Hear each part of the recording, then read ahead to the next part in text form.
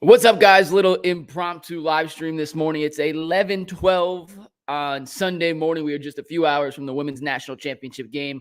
I only got a few minutes. Probably I'll go 10, 15 minutes tops just to make sure I can get showered and up to Rocket Mortgage Fieldhouse for the championship game in time to grab a seat. But I got to preview the game, and I got two thoughts on Shane Bieber. I didn't hear Bull cover yesterday. Actually, I take that back.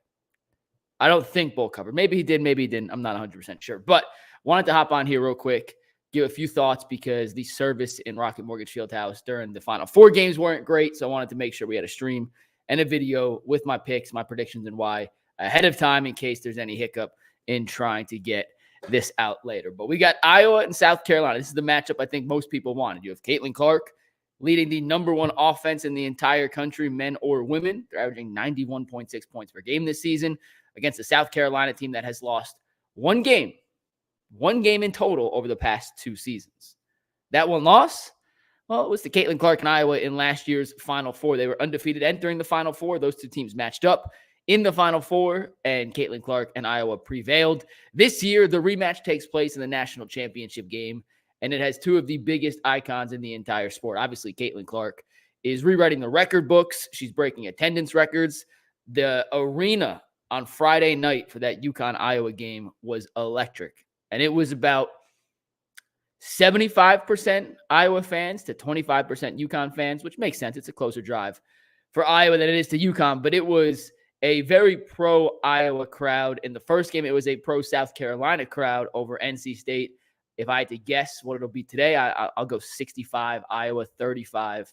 South Carolina in terms of the crowd shakeup, but the matchup is what we all wanted, guys. This is the number one defense in college basketball. This is the smartest, in my opinion, coach in all of college basketball in Dawn Staley in terms of how to stop, how to corral, and how to negate an all-time great offensive player. And you look at what Caitlin Clark did against South Carolina in last year's Final Four.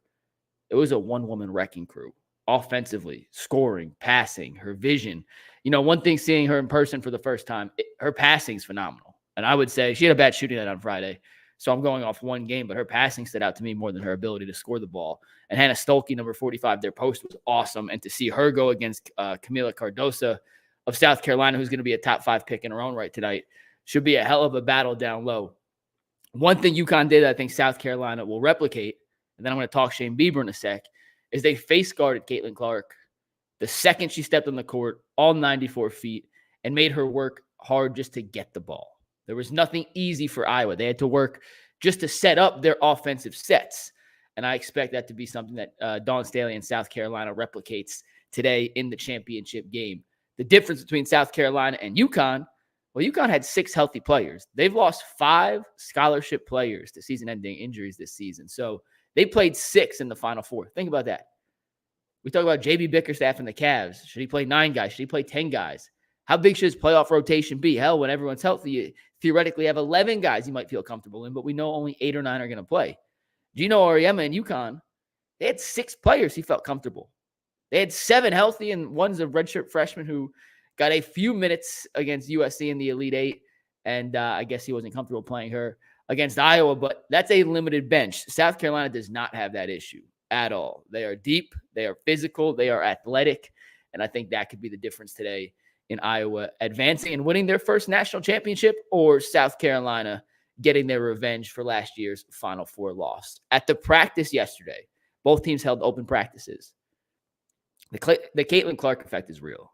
The upper deck, I'm talking Loudville, at Rocket Mortgage Fieldhouse was half full to watch Iowa run through layup drills and simple shooting drills. They're not going over any plays. They're not doing their game plan stuff. That is just a basic open shoot around. And there must have been 15,000 people in there to watch Iowa practice. And it was probably 10,000, 12,000.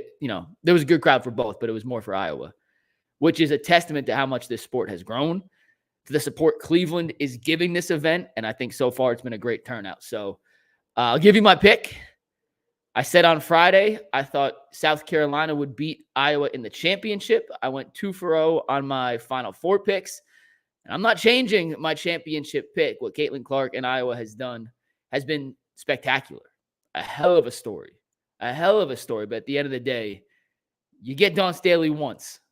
to get her twice and to get a South Carolina team as talented as it is twice, it is extremely difficult. And unless Caitlin Clark puts up 50 and 12 assists, I have a hard time believing that Iowa will be able to knock off South Carolina again. So I'm taking the Gamecocks. I think it'll be a good game, a competitive game. The line is 6.5. I think it'll be close because Iowa's firepower offensively is enough to keep it close. But I'm not going against Dawn Staley. Caitlin Clark's a hell of a story. She may one day be the GOAT, but right now, Dawn Staley is the best coach in college basketball, men or women. And I'm riding with the Gamecocks to pull off the win today. Clifford Davis, did you guys broadcast the convention from yesterday? We have video of it, or we're going to get video of it after the card show ends. Greeny Sports Card Show recorded it. They're going to send it to us. We'll post it, but it did not broadcast yesterday. As soon as that gets put on our YouTube channel, I'll let you guys know. It was Bull, myself, Earl the Pearl. We opened some baseball cards. We talked a little Browns, talked a little Cavs, a little Guardians, which brings us to my next topic, and that is the Shane Bieber Tommy John surgery news yesterday. It sucks. Like, it really does. I'm going to go blanket, and then I'm going to come down to the reality here. It obviously sucks. Like, Shane Bieber was their best pitcher. He was off to an unbelievable start to the 2024 campaign. He pitched 12 innings, 11 innings, whatever it was, 20 strikeouts, 1 walk, no earned runs. I said the stat on the show. It's just the second time in Major League Baseball history a pitcher had put up those numbers through his first 2 starts of the season. 12 innings pitched, 20 strikeouts, 1 or fewer walks, and no earned runs allowed. Shane Bieber did it this year. The other player to ever do it was Shane Bieber in 2020. Like, that's how elite he had been through his first 2 starts of the season.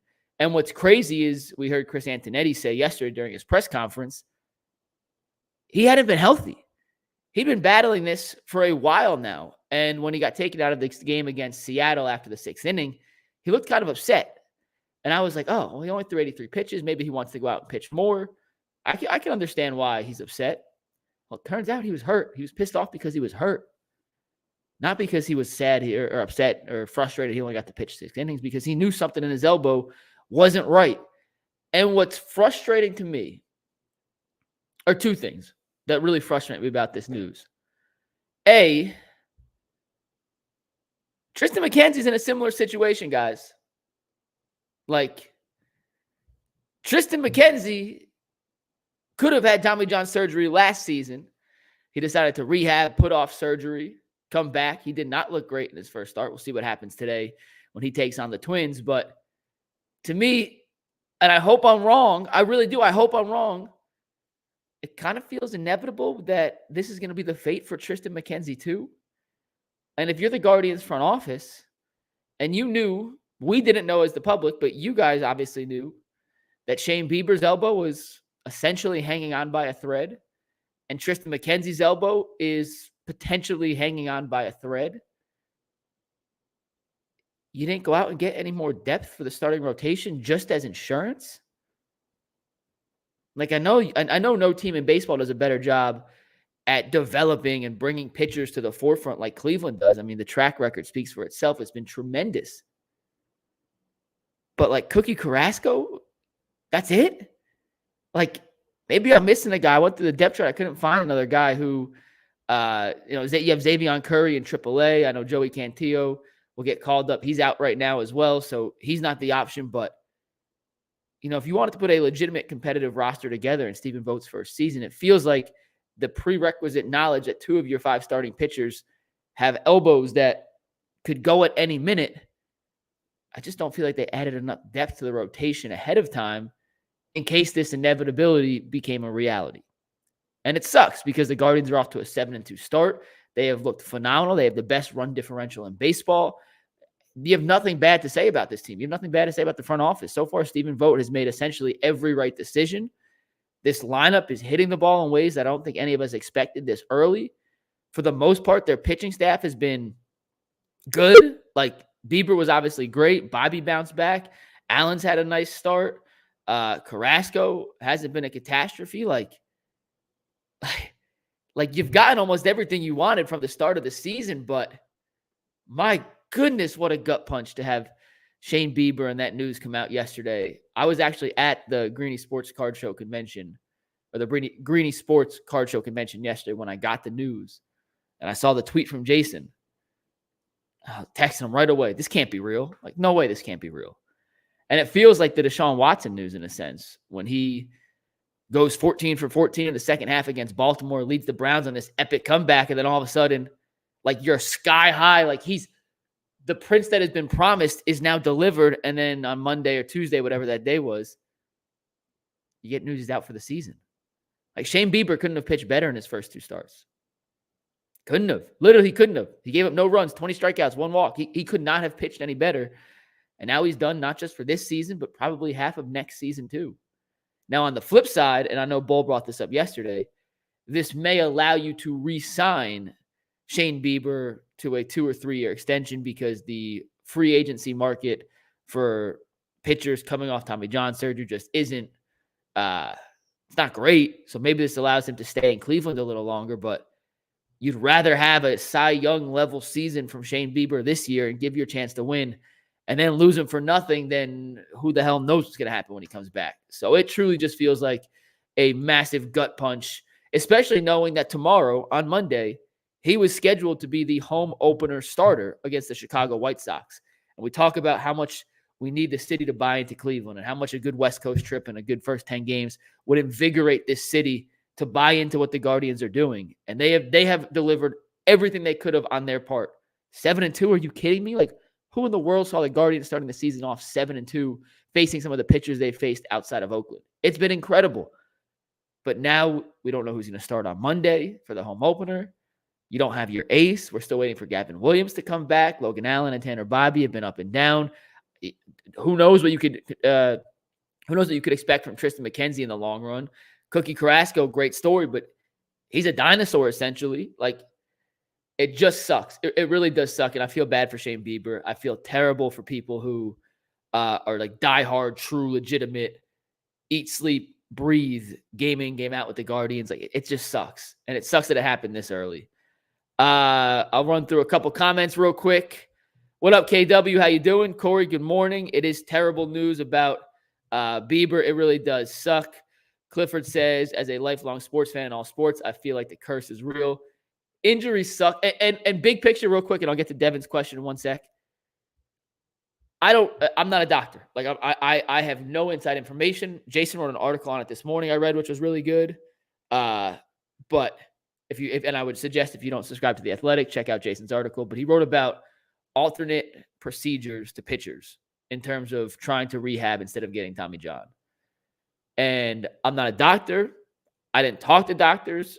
I have my own 2 thoughts. I read the article. You should read Jason's article, make your own opinion. But I think the evidence points to if you hurt your elbow, just get Tommy John, because these alternate rehab situations just never seem to work out. And it just delays the inevitable. And had Tristan McKenzie got Tommy John last year when he got hurt, well, he's not going to be ready for the start of this season, but by midseason, maybe he is ready. And maybe he is back to full form and not this shell of himself that we saw in his first start.